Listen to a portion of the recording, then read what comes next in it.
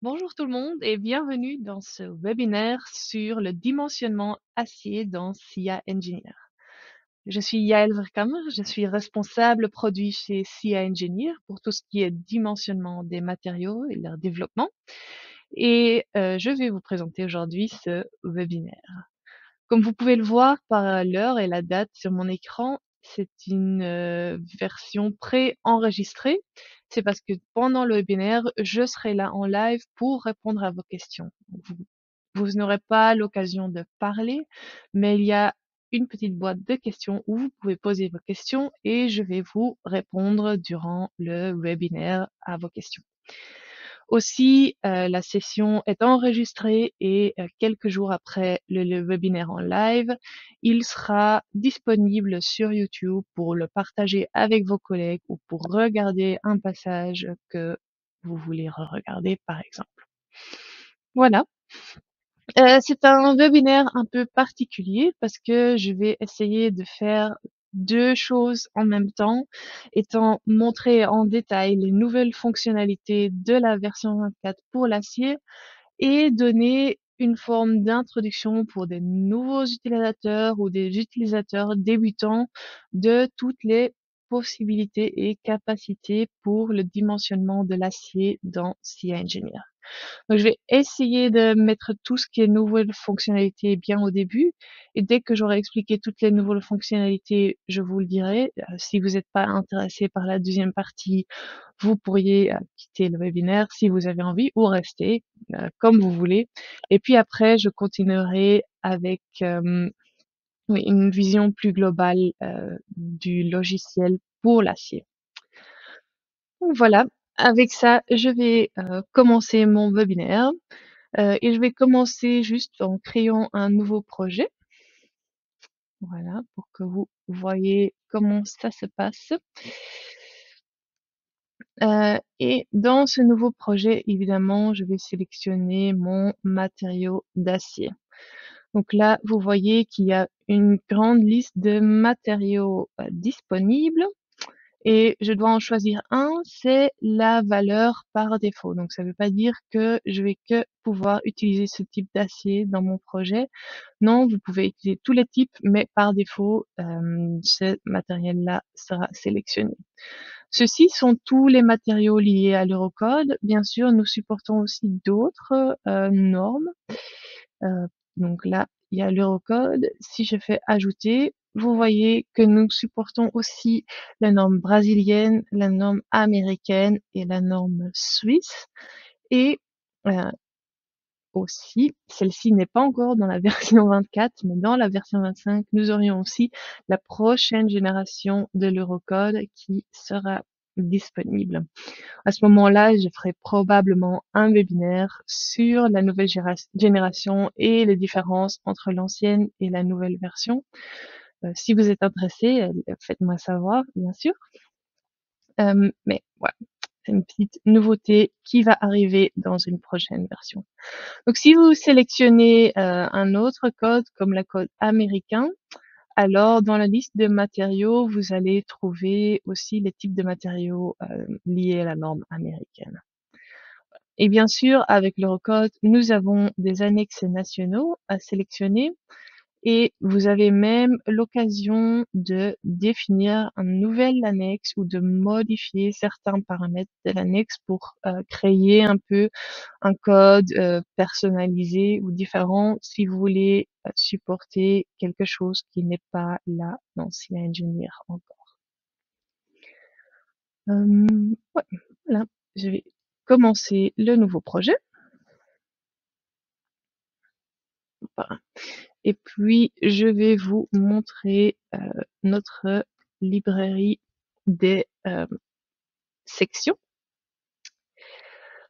Parce que là, c'est là qu'on va trouver notre première nouveauté.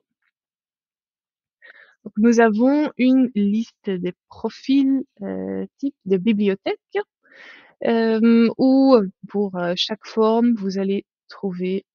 Non, j'ai un filtre là, je vais le mettre sur toutes les sections, bien sûr. Ok. Ouais, donc il y a moyen de filtrer dans la bibliothèque pour trouver plus facilement le type de section que vous recherchez. Sinon, si je mets toutes les sections, vous avez toutes les possibilités possibles. Donc, vous choisissez une forme, un type, et puis les tailles de la section que vous voulez mettre dans le projet, et vous pouvez l'ajouter. Ou autrement, vous pouvez mettre le nom du profil que vous voulez, tapez Enter, et ce profil est ajouté à votre projet. Donc, première petite nouveauté, c'est que dans la version 24, nous avons mis à jour la bibliothèque d'ArcelorMittal pour la version 23 de leur catalogue. Voilà. Donc ça, c'est pour tout ce qui est profilé de bibliothèque. Après, vous avez aussi l'occasion d'entrer de vos propres sections paramétrées, soit des sections faites de parois minces, des sections fermées, des paires que vous pouvez aussi dimensionner avec des liens.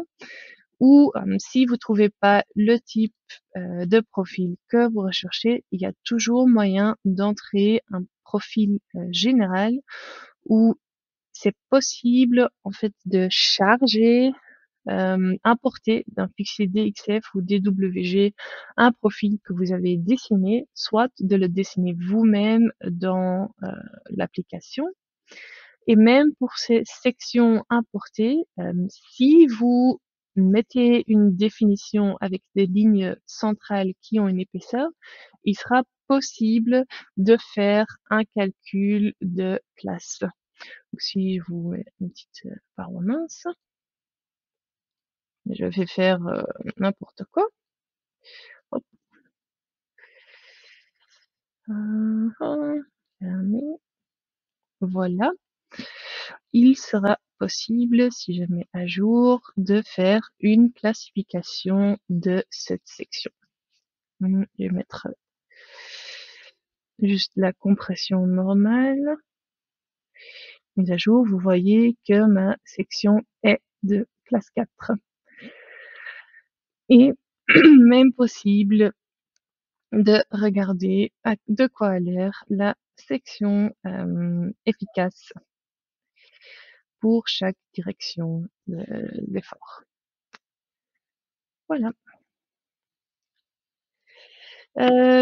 Alors, deuxième nouveauté dans la version 24 est pour les sections asymétriques, par exemple des sections en angle.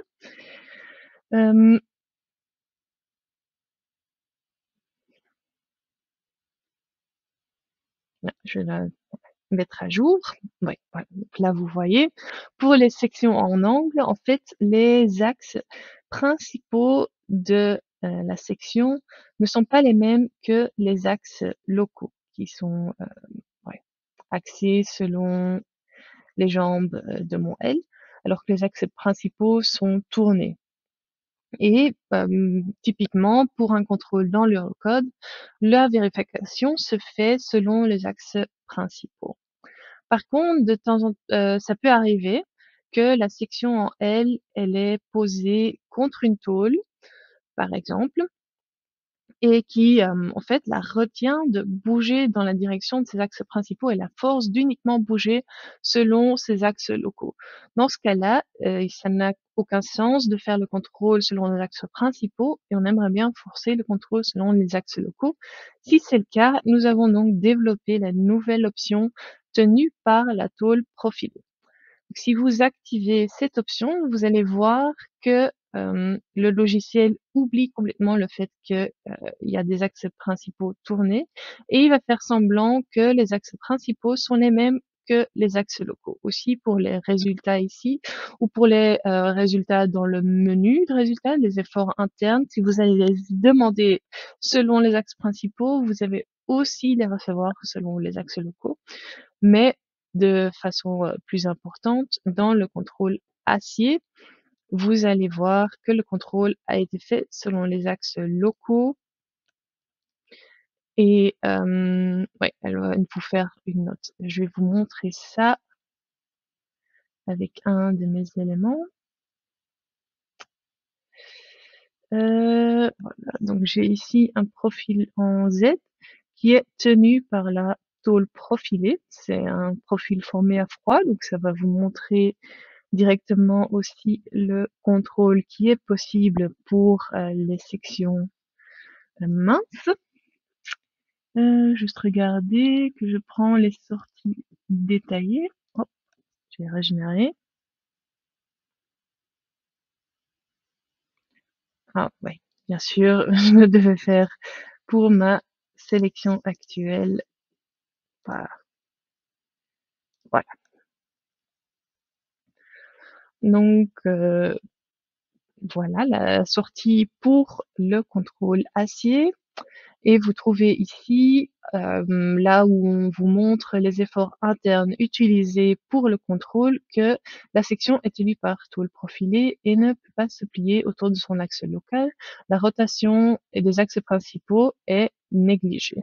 Voilà. Donc, elle sera négligée dans le contrôle et le contrôle se fait selon les axes locaux, si c'est votre choix.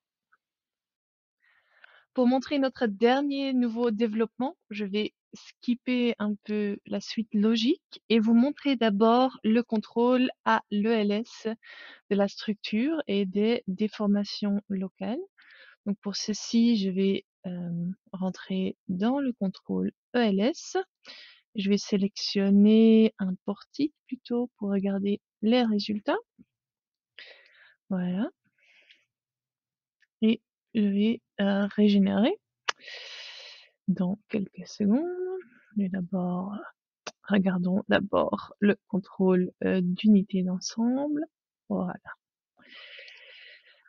Donc, voilà notre contrôle AELS où nous allons vérifier les déformations relatives des barres dans les deux directions des déformations. Et puis ici, on peut vous montrer les contrôles unitaires, qui, bien sûr, ce n'est pas nouveau depuis la version 24. Ce qui est nouveau, c'est que nous avons une option d'aussi montrer ces déformations. Avant, nous pouvions les montrer sous forme de millimètres, les déformations relatives, donc par rapport au point d'appui. Et maintenant, c'est aussi possible de montrer les valeurs des déformations, mais aussi des limites de la contreflèche qui a été créée, etc., sous forme relative, donc sous forme d'une fraction 1 sur ta, ta, ta. Je vais vous montrer. Voilà, donc c'est les mêmes déformations, mais montrées d'une façon différente, étant cette déformation divisée par la longueur des barres respectives, ce qui est aussi le format qui est utilisé après pour le contrôle par rapport aux limites. Donc montrer les résultats de cette façon-ci permet de à la fois montrer la valeur des déformations et voir d'un coup si c'est proche ou non de la limite. Donc voilà pourquoi cette option a été demandée. Et aussi dans la note de calcul, les valeurs vont être montrées des deux façons, donc sous la forme millimètre et sous la forme 1 sur x, sur la forme de fraction. Vous auriez tous les résultats. Oui, il est aussi possible de choisir de montrer ce chiffre sous forme de virgule si vous avez envie.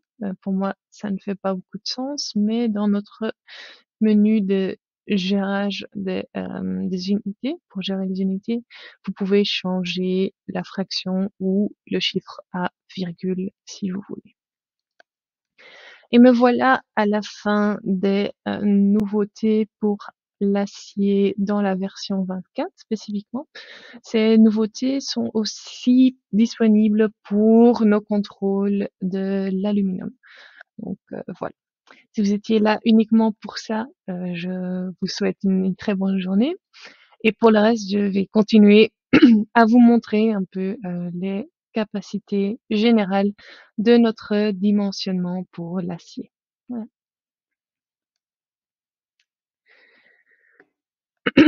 Donc, revisitons rapidement notre contrôle à l'ELU. Pour notre logiciel, nous avons deux, disons, philosophies principales. une de nos philosophies, c'est vraiment qu'on veut que vous sachiez d'où viennent tous les résultats qui sortent du logiciel. Donc laissez-moi juste tout, par exemple, prendre un filtre sur une section et régénérer le contrôle. Voilà. Donc nous voulons que vous, les utilisateurs, sachiez à tout moment tous les résultats qui ressortent de CI Engineer, d'où est-ce qu'ils viennent et pourquoi est-ce qu'on a obtenu ces chiffres. Et pour cela, nous avons une note de calcul très très détaillée. Donc comme vous avez vu, je peux choisir différents niveaux de sortie. J'ai pris là le détaillé et puis j'ai choisi de mettre les tableaux et les formules pour l'affichage. Donc dans le contrôle, vous allez voir la clé de la combinaison qui a généré le contrôle unitaire maximal.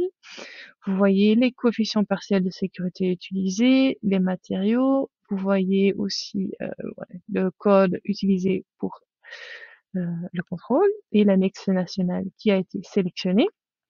Vous voyez les efforts internes dans la section pour le contrôle, la classification, et puis vous voyez chaque contrôle, les valeurs utilisées, la référence vers le code, l'article, la formule qui sont utilisées, et puis la formule est imprimée, les valeurs remplies et le résultat montré. Pour la compression, c'est encore assez simple comme formule. Si nous allons plus loin pour, par exemple, le contrôle de flambement flexionnel, ça devient un peu plus grand comme formule, plus compliqué, mais tous les détails sont là et toutes les vérifications sont vraiment montrées à nos clients et vous savez exactement ce qui se passe et d'où viennent nos valeurs. Bien sûr, vous pouvez pas mettre un rapport comme celui-ci dans votre note de calcul, disons, elle serait un peu beaucoup trop longue. Donc nous avons aussi des niveaux de sortie résumés qui sont un peu plus courtes, mais quand même assez grandes pour vous montrer quelques détails. Pour par exemple un bureau de contrôle, ce sera suffisant. Il y a encore les coefficients partiels, les matériaux, la clé de combinaison, les efforts, ainsi que les résistances calculées et puis le contrôle unitaire pour les contrôles de section. Et pour les contrôles de stabilité, les facteurs de flambement, longueur de flambement, le moment critique sont montrés et puis les contrôles de stabilité, leur résistance et le contrôle d'unité sont montrés. Donc ça c'est un peu le niveau entre les deux, niveau de une page à 4. Et puis pour le résultat de tous vos barres, oh, il me fait un auto-sauvegarde pour être sûr que je perde pas mes changements. Disons si je mets ça par élément pour mettre une sortie pour chaque élément, je vais mettre le niveau de sortie bref, régénérer.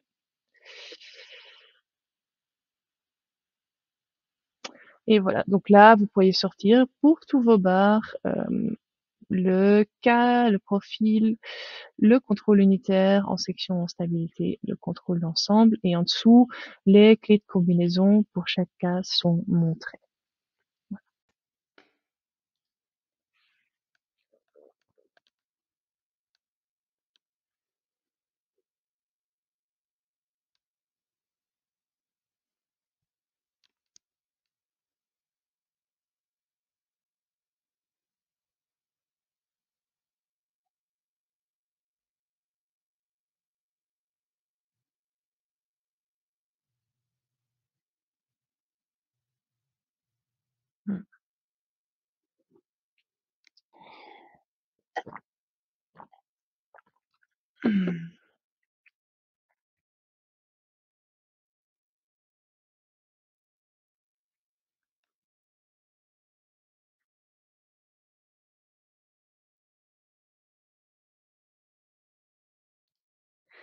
Notre deuxième grande philosophie pour le dimensionnement acier, c'est de vous permettre de tout paramétrer, mais de pas vous y obliger pour que vous puissiez arriver rapidement au résultat.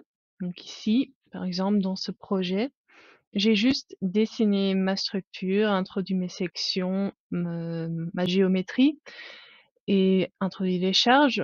Puis j'ai calculé et pour avoir le contrôle élu, tout ce que je dois faire, c'est aller dans le contrôle acier et régénérer le contrôle et je reçois mes contrôles unitaires pour l'acier.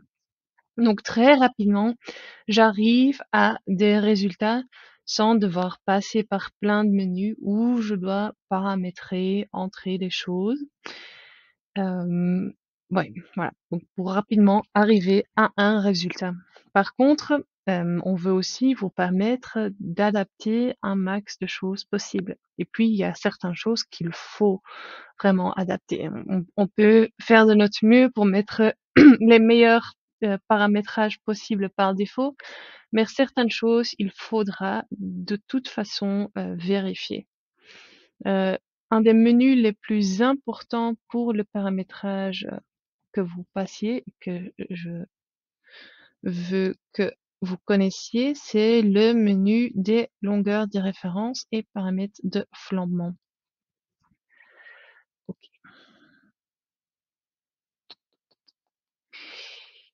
Voilà. Donc dans ce menu, nous allons en fait introduire tous les points d'appui pour le flottement, le déversement et aussi pour le contrôle à l'ELS, les points d'appui entre lesquels la déformation relative doit être regardée. Et en plus de ça aussi, c'est l'endroit où vous pouvez entrer les coefficients de flambement. Donc comme vous voyez ici, SIA par défaut va prendre oui ou non des points en compte comme appui de déversement. Donc il va automatiquement en fait reconnaître s'il y a une barre qui retient la colonne dans ce sens oui ou non. Et si quelque chose le retient, l'appui est rempli. Si je veux changer ça, si rien ne le retient, l'appui est mis en petit tiret intermittent. Voilà, donc vous pouvez changer ces données qui ont été générées par défaut, mais par défaut, normalement, il reconnaît les points d'appui. Maintenant, si une de vos barres est vraiment une section très très très mince qui va pas retenir le déversement ou le flambement de la colonne, alors il est possible d'enlever ce point d'appui ouais, de la sélection ici. Donc comme vous voyez, il y a moyen de calculer automatiquement par CEngineer un coefficient de flambement. C'est fait en utilisant une formule, disons, je trouve pas le mot en français, je suis désolée. Mais bon, il va faire une formule qui fait une estimation des facteurs de flambement. Par contre, ça fonctionne que pour des halls type standard. Donc, si vous avez des structures différentes, par exemple, ça va pas forcément donner des bons résultats. Et même dans les halls standards, ça va pas toujours nous donner un coefficient de flambement pertinent. Donc, il faut bien vérifier ces facteurs de flambement qui ont été calculés, ce qui peut se faire soit dans le menu ici sous l'option résultats. Moi, je les ai pas en ce moment parce qu'il faudrait que je relance le calcul. Ouais, il me fait encore une sauvegarde automatique. J'aurais dû l'éteindre avant de commencer mon webinaire. Je suis désolée. Top, top, top. Voilà. Ok. Ici, j'ai quand même des résultats. Donc là, soit ici, je peux regarder les facteurs de flambement qu'il a calculés. 2.7 et 0.89, ça m'a l'air assez pertinent. Mais par contre, si je vais ici, celle-ci, il y a un autre menu où vous pouvez regarder les facteurs de flambement. K, Y,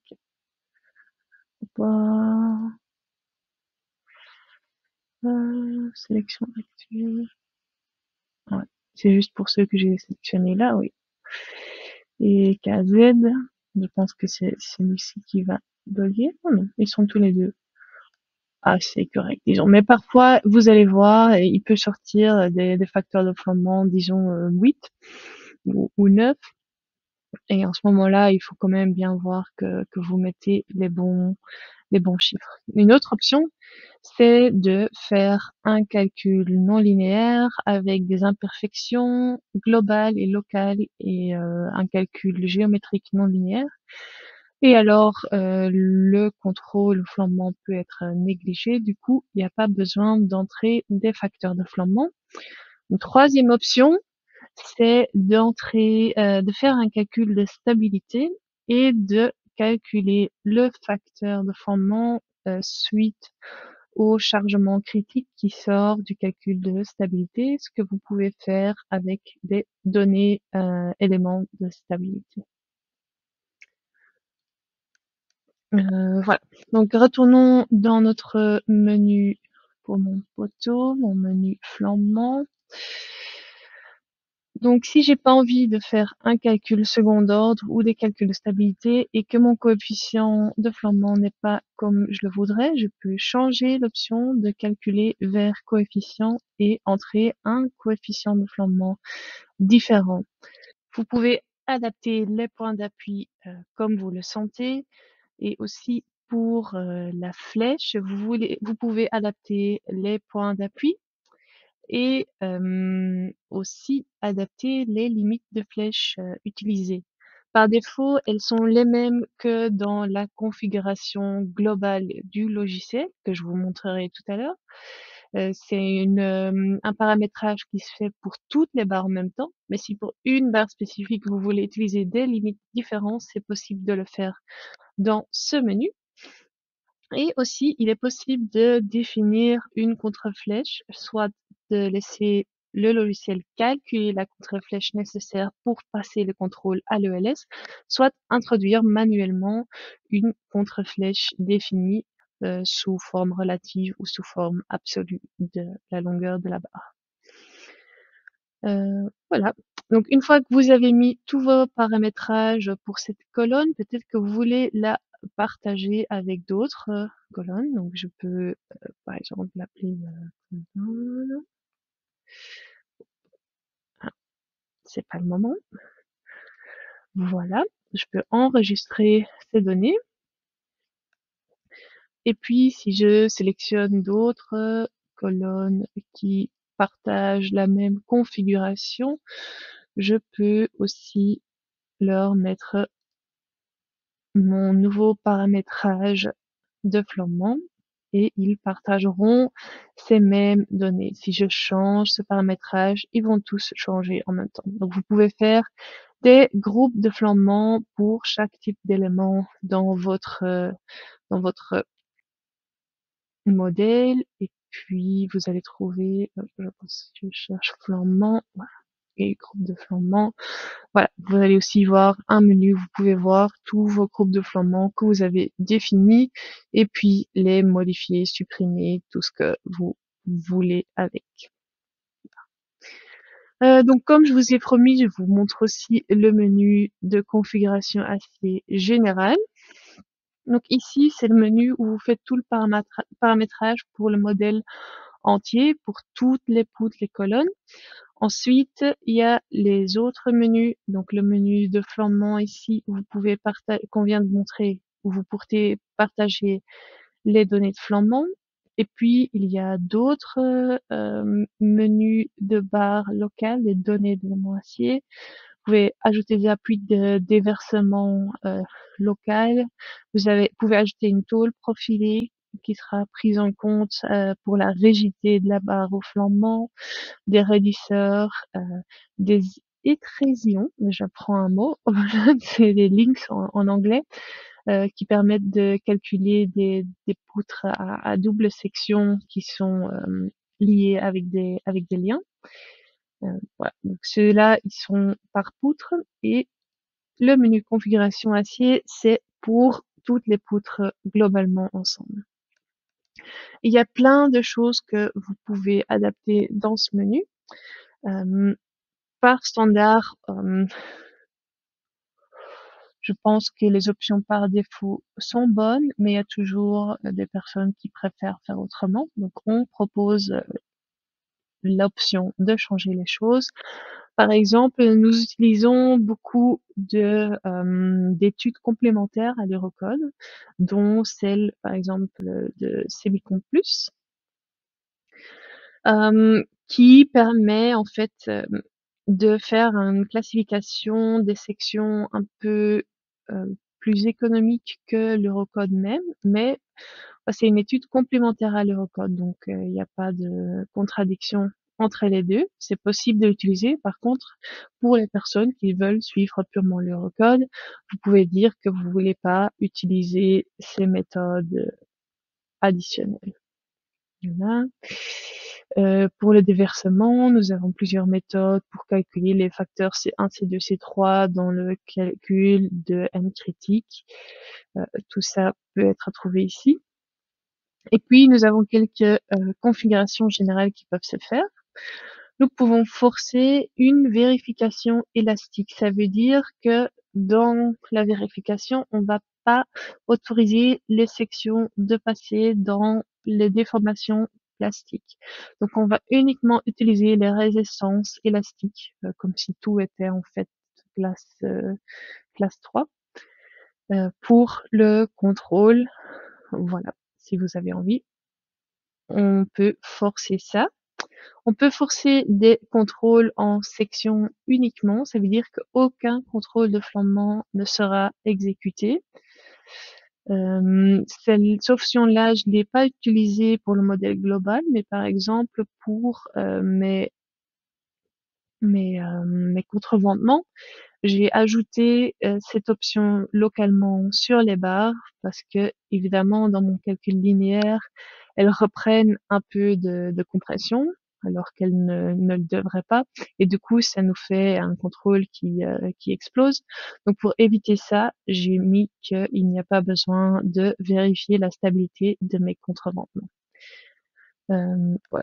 Flambement flexionnel pris en compte par second ordre, c'est comme je vous dis, si vous faites un calcul au second ordre avec des imperfections, alors il n'y a pas besoin de faire un contrôle de flambement frictionnel. Donc si vous activez cette option, le flambement frictionnel sera ignoré dans le contrôle acier. Évidemment, uniquement si vous avez fait un calcul, si vous demandez les résultats pour un calcul non linéaire ou la géométrie non linéaire est activée. Et moment poteau non construction simple, c'est une option qui permet d'ajouter des moments additionnels qui viennent du fait que les poutres en fait ne sont pas connectées sur la barre centrale de la colonne, mais avec une certaine excentricité, ce qui vous met des options, des moments additionnels. SIA est aussi capable de faire un calcul de la résistance au feu, où vous pouvez rajouter ici tous les paramétrages, le nombre de minutes qu'il doit tenir au feu, la courbe de température-temps, etc. Pour le former à froid, nous avons plusieurs options de choses à considérer ou non, comme vous le sentez. Les lancements limites, vous pouvez mettre un certain contrôle, que si vous exécutez le contrôle à l'ELU et que les lancements de ces poteaux est supérieur à ceci, que vous ayez un petit message d'erreur, une petite note quoi, qui vous en tient au courant. Et puis ici, c'est ce que je vous parlais des contrôles de flèche à l'ELS. C'est là où vous pouvez rentrer les limites de l'ELS pour toutes les poutres. Donc la limite par défaut, bien évidemment, vous pouvez la changer par barre dans le menu comme vous l'avez vu. Et aussi la contre-flèche ici, vous pouvez décider pour tous les poteaux où vous n'avez pas mis des données spécifiques de soit calculer la contre-flèche automatiquement, soit d'entrer une contre-flèche si vous avez envie. Et puis, le dernier, c'est l'autodesign. C'est la prochaine option que je vais vous montrer et probablement la dernière parce qu'il me reste plus beaucoup de temps pour vous parler aujourd'hui. Donc, pour le contrôle ELU, nous avons une option tout à l'heure. Je vous avais montré pour mes sections On avait vu qu'elles étaient un peu surdimensionnées. Le contrôle maximal est de 0,35, je pense. Disons global ici.